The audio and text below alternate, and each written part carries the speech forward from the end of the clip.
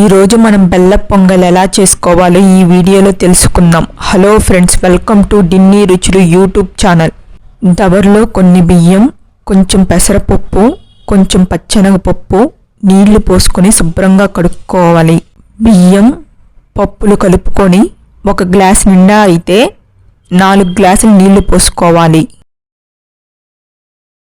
20 నిమిషాలు నానబెట్టుకోవాలి. అప్పుడైతే తొందరగా ఉడుకుతుంది. స్టవ్ మీద ప్యాన్ పెట్టుకొని నెయ్యి వేసుకొని వేడైనాక జీడిపప్పు వేసుకొని దోరగా వేయించుకోవాలి.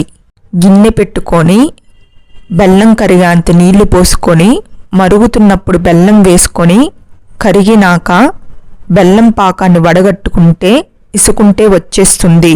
స్టవ్ మీద దబరి పెట్టుకొని కొంచెం బియ్యం ఉడికినాక పచ్చి కొబ్బరి వేసుకొని కలుపుకోవాలి.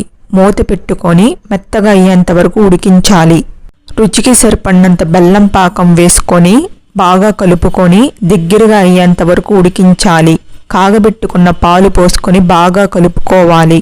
కొంచెం యాలక్కాయ పొడి, వేయించుకున్న జీడిపప్పు, నెయ్యి వేసుకొని బాగా కలుపుకోవాలి.